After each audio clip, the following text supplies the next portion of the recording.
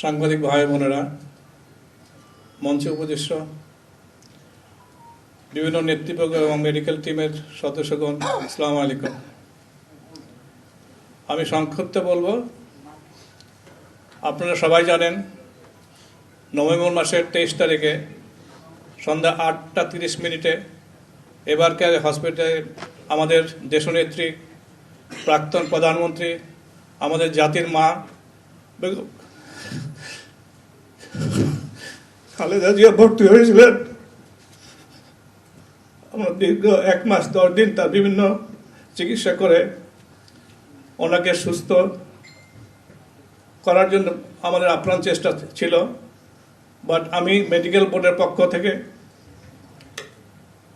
আজ ভোর 6টায় 30শে ডিসেম্বর ওনার মৃত্যু ক্লিনিক্যালি ডেথ ঘোষণা করেছিলাম। আপনাদের মাধ্যমে দেশবাসীর কাছে ওনার দোয়া চাই। আপনারা দোয়া করবেন উনি যেন বেহেশতবাসী হন। ধন্যবাদ।